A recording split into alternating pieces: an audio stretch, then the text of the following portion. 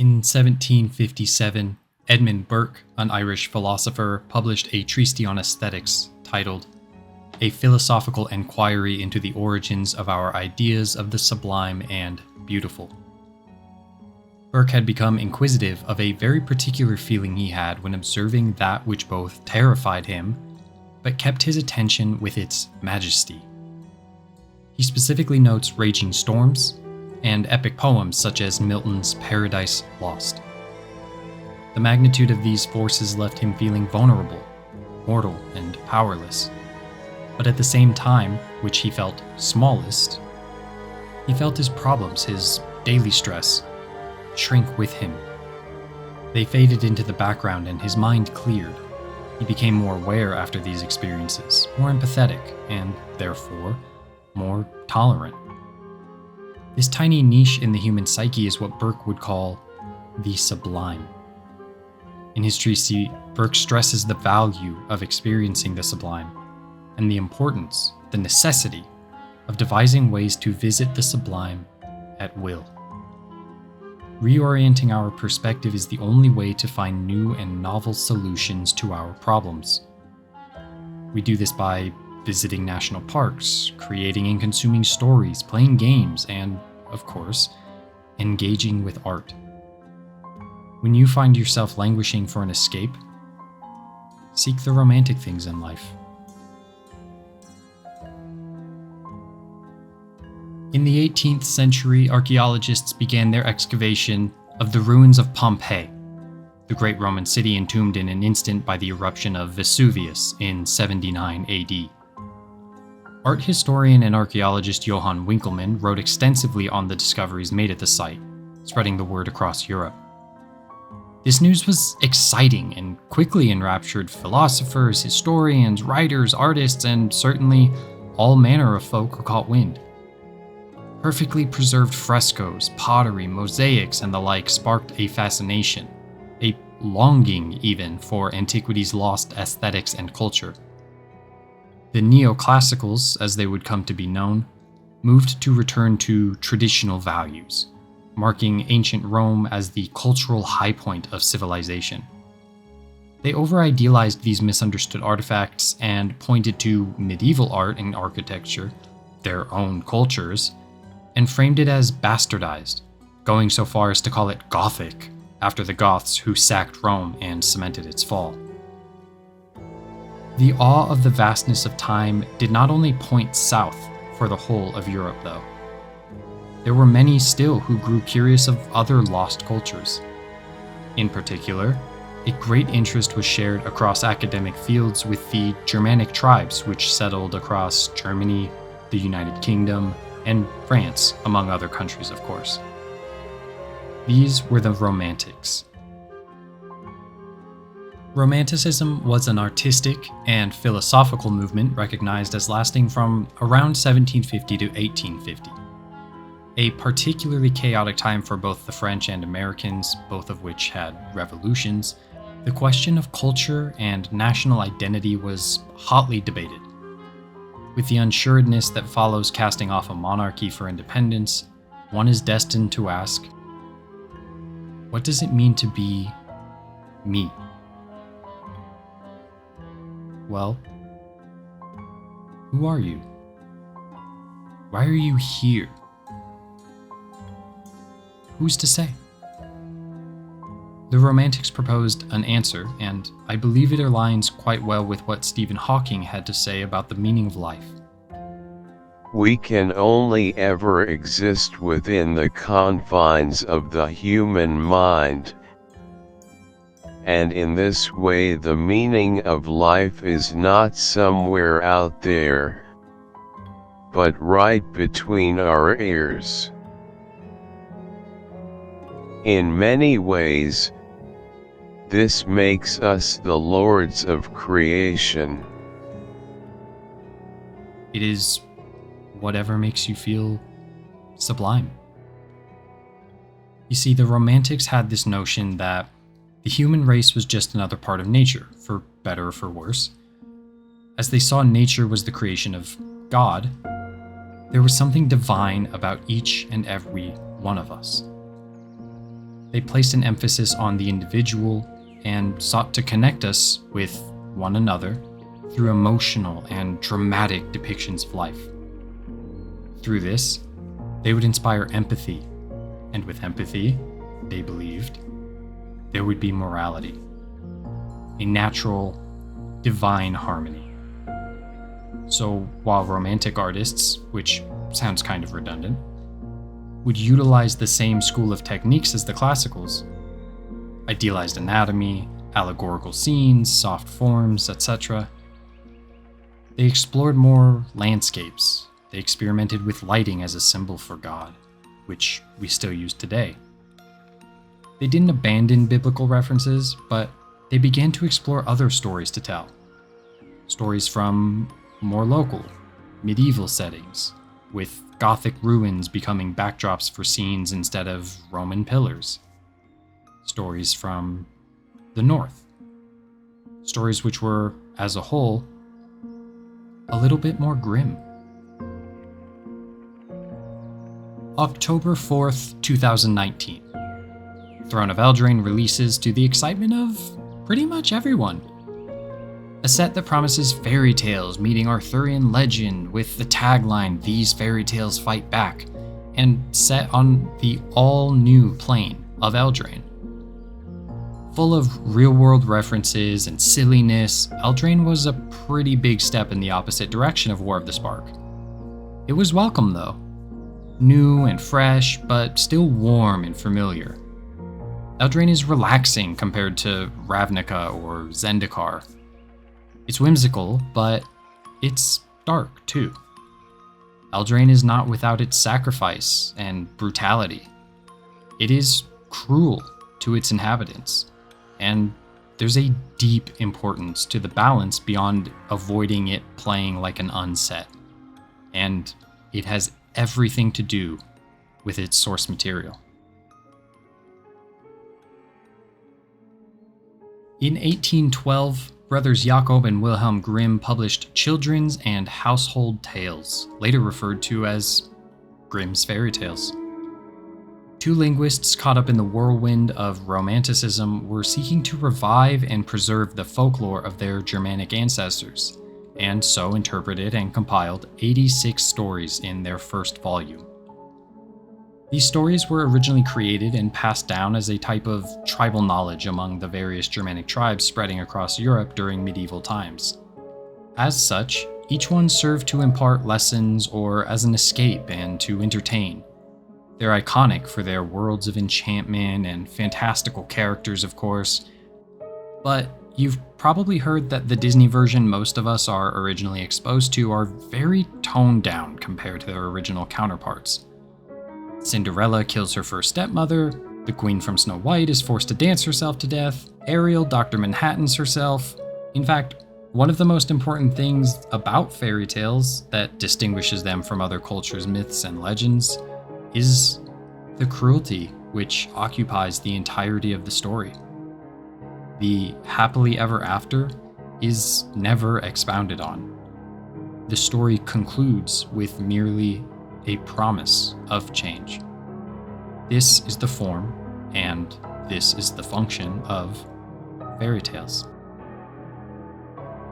While fairy tales are not a product of the Romanticism movement, their revival could not have been more serendipitous. These stories motivate the listener to become more empathetic, provide an escape which challenges the listener to think bigger, and all the while prove, by being removed from, created before, the ongoing romantic movement, that these are fundamental necessities for human beings. I've heard it said that stories are how we insert ourselves into the human world. The ability to create or retell stories is how we become historical. Magic's story is told through the art of each card, especially Eldraine's. As the player and as the viewer, you are given the choice to participate in the scene. Magic the Gathering is the world's most interactive art gallery. This is our history, our culture, and we have agency in it. The lessons we learn playing a game can be demonstrably valuable in real life. It's imperative we take the time to look back, to preserve, to learn from the past. But as John Berger says, the past is not for living in. It is a well of conclusions from which we draw in order to act.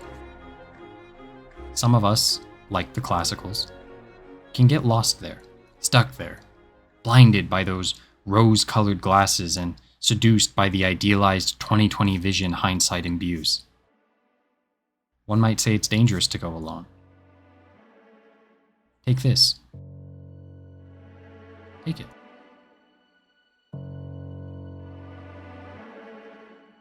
Arrietty of the Charmed Apple is an exemplary work painted by none other than the great Magali Villeneuve. Medieval, charming, idealistic, but ruinous, haunting, and coupled with a choice. We stand just below her eyeline at the foot of her crumbling throne, which is masoned with sharp filigree reliefs. The glow of the light, while natural, is diffused, giving the impression it is breaking through slivers left in the roof of her newly acquired castle in Ardenvale. This information is further communicated by the roots, trunks, and branches weaving through the background and midground of the composition. Soothing blue-green leaves dappled with the occasional bounced light of ruby red apples soften the geometry of the pale stonework. The purples, blues, and greens keep the scene cool and subduing, which is exactly what Arrietty wants. Her satin dress falls over her form like a calm river as she sits at an off-angle in her dilapidated, ill-gotten throne, posture collapsed. Her pose evokes a mysterious, off-putting discomfort. Its casual nature makes you feel her unseriousness, even though her presence and beauty assure you of her regal status. Magali has expertly rendered the way the material folds and bunches to give us a visual cue as to how thick the dress is. Period correct, of course. It's embellished with roses and thorny gold lining. Matching sleeves drape over 3/4 of her pearlescent arms, with a lace bell cuff of the same brambly motif. Villeneuve even rendered the shadow of the lace cast on Arrietty's arm. Polished, strong, full, and feminine, Arrietty is inviting. Tendrils of platinum hair are styled and put up, but, like her posture, slightly undone. Again, as if she isn't quite the queen your eyes would sell you. She smirks ever so slightly with plump red lips. Swelling beneath her dramatic brows, two glowing, bright pools of indigo glare past us. Are they the large eyes of a lamb? Or a wolf? Arrietty's well-manicured claws present the Charmed Apple, a gift from Talion, the fairy noble. She isn't quite offering it to us, rather she merely upholds it, as if teasing us. Our desire for it comes from our inaccessibility to it. Like Satan in the Garden of Eden, you must desire the fruit before it can unravel you. The choice must be yours for it to be bona fide, and as such, Arrietty cannot lie. But she can coerce. And she already has. The truth is there, clear as day, reflected in her lavish, blooming collar. A hideous, thinning witch looms over Arrietty's shoulder, seemingly gazing at the apple through the cracked glass lining. The fiend's true form. The one that would have you ensnared by the apple were you to take a bite. This is the greater choice of Magali Villeneuve's Arrietty of the Charmed Apple. Not the apple, but what you choose to believe. Her form sits before you, real as you and I. She is effervescent and kind, but strong. She is overwhelmingly appealing. The reflection cannot lie, though. What is real? The lamb or the wolf? Villeneuve is one of the most powerful forces in Magic the Gathering's gallery of all time. This is one of her most accomplished works yet, in my opinion, because of how much story she was able to communicate in a single frame. It captures the themes of Romanticism beautifully in that way. Particularly notable with Arrietty is the marriage of the astounding beauty and grim horror. Magali has bore a divine painting that I suspect will stand the test of time. It's simply sublime.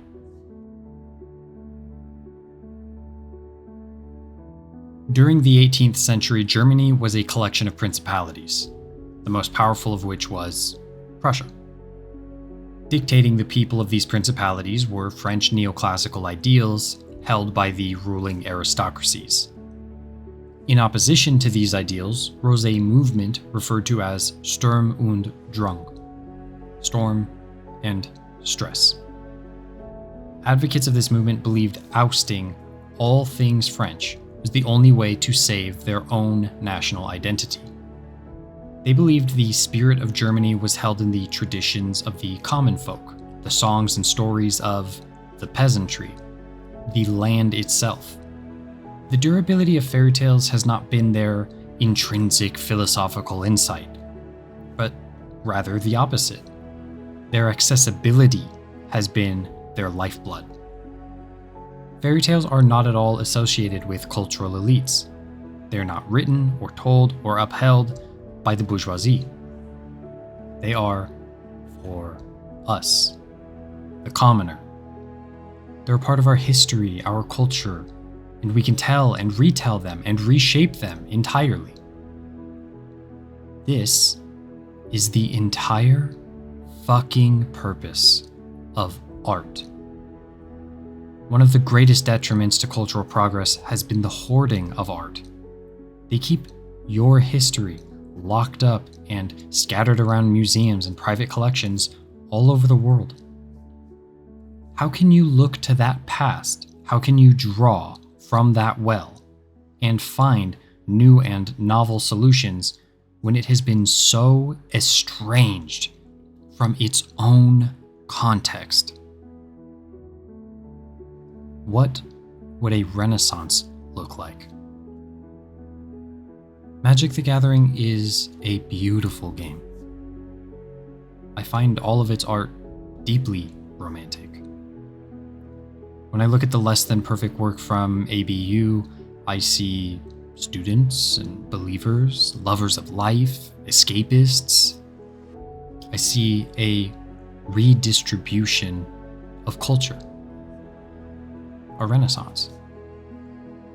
Historically, the study of art and culture and philosophy has been a luxury, by those with the means to those with the means. I believe in a world where those with the means provide to those with the need. I believe in the individual. I believe in you. I believe we are in the midst of making a difference. Magic players have our own culture, our own history, and we have a context for the mass of art we consume. Magic the Gathering has made fine art more accessible than it ever has been in human history. It is all right there in your hands. Eldraine brings it full circle, full of classical aesthetics, folklore, history, culture, and all those romantic things in life. Eldraine is without a doubt the most sublime Magic set of all time. The mass of men lead lives of quiet desperation, says Thoreau. He asks, how can a man remember well his ignorance, which his growth requires? who has so often to use his knowledge. These quotes are from Walden, a retelling of Thoreau's time spent in the woods, more or less isolated, seeking life's necessities. Among what Thoreau found was the need for a place of respite. Somewhere to escape is as meaningful as somewhere to come home to. It keeps our fire burning. Telling stories, playing games, making believe is sometimes all we can do to be somewhere else. And you are the sole captain guiding that ship. Be a way. Break away. Look in, not outward, because no one can tell you what life is but you. And the only way to learn is to live. Every painting is an opportunity to die. And to die, and to die, and to die, and to die. And to live again.